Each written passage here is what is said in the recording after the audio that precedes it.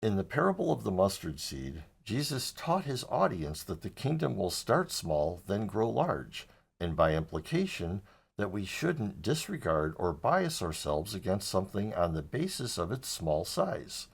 Of course, this was very relevant when Jesus spoke the parable, since his band of followers was very small as compared to other religious groups in the world, and even as compared to other groups among the Jews. Now, it's easy for us today to kind of blow past this parable, assuming that we don't have to deal with this principle of not biasing ourselves against a message from God on the basis of a small number of adherents, mainly because most people think that the kingdom Jesus spoke of is now in the tree stage, the large stage, far from its humble beginnings as a mustard seed. But surely that's the same thing the large by comparison Jewish population of Jesus' day could have been thinking about themselves. They knew Abraham's family started small, but he was told his descendants would be as numerous as the stars of the sky, and according to Deuteronomy 1:10, that had already been fulfilled by Moses' day. In light of this, they might have thought that Jesus was out of sync with God's fulfillment of his word to Abraham. But Jesus understood that the principle was still relevant, hence the need for the parable. But the reality of God needing to use a small number of people to continue his movement didn't start in Jesus' day, and it didn't end in Jesus' day either. For example, let's go way back to Noah's day. He preached a message of righteousness that was despised by the people at large. He only had his family of 8 to show for his work, but the truth prevailed in spite of the size of this tiny group.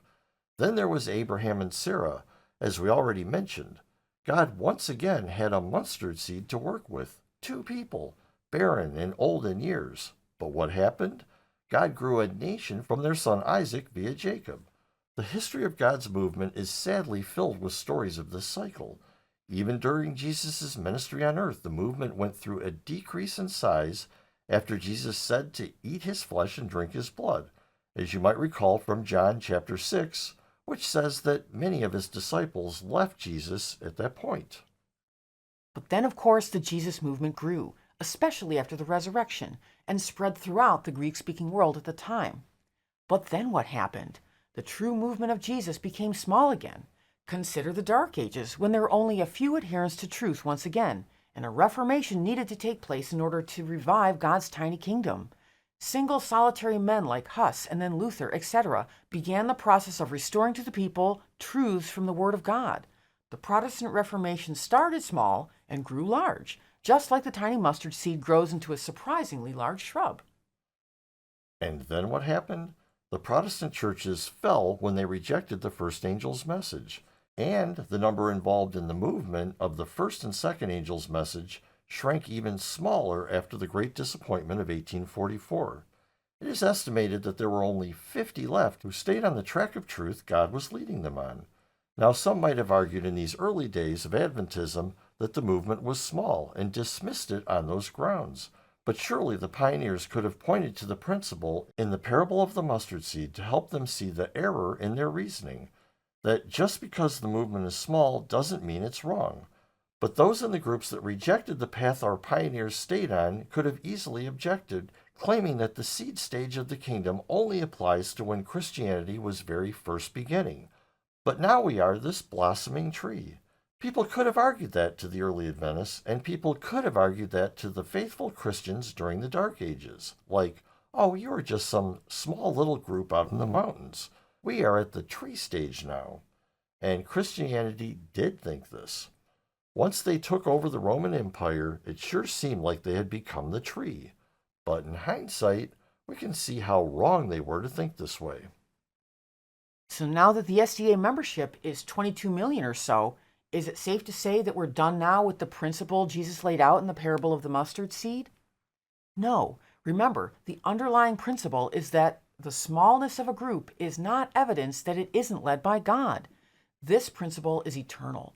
Truth is just not beholden to popularity. Truth can be unpopular and truth can be popular. There simply is no link between them. Some people are biased in favor of unpopular things and biased against largely held beliefs on that basis and think there's an inherent nobility in believing something because it's a fringe belief. But something is true no matter who believes it or how many believe it. Let's look at some statements from Ellen White on this. She wrote, quote, Those to whom the message of truth is spoken seldom ask, is it true? But by whom is it advocated? Multitudes estimate it by the numbers who accept it, and the question is still asked, have any of the learned men or religious leaders believed?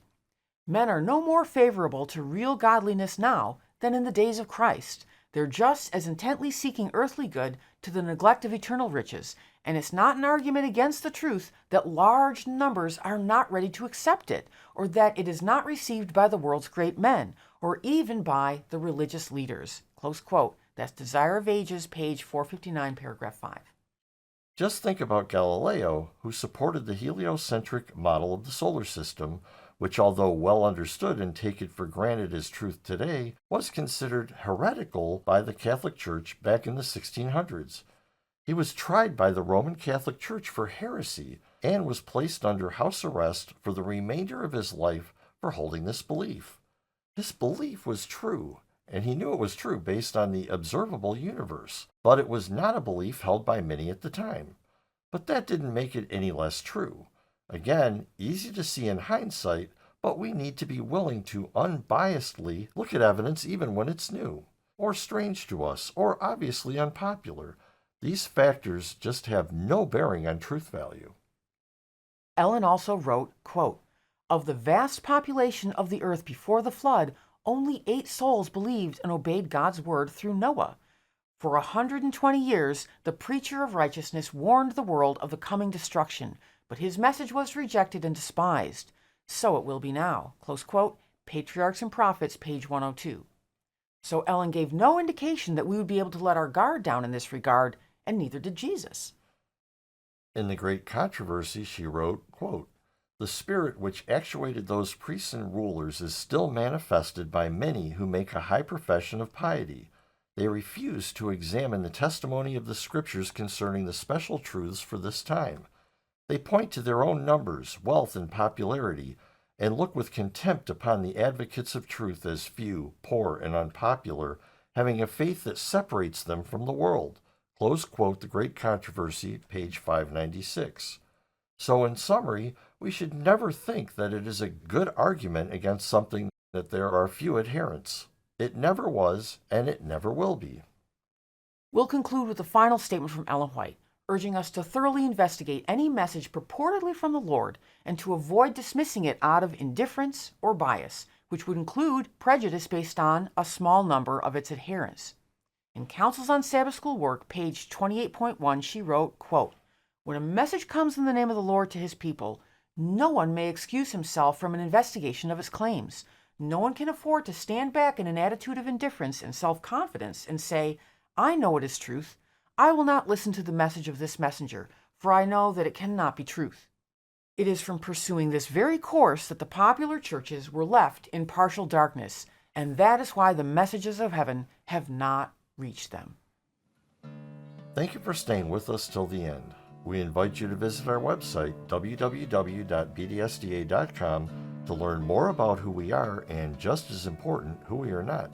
Please join us as we will continue to offer new and interesting insights for your Sabbath School studies. And if you want to keep up with our new studies as they're published, we recommend subscribing. We're on YouTube, Apple Podcasts, Spotify, and on plenty of other podcast apps.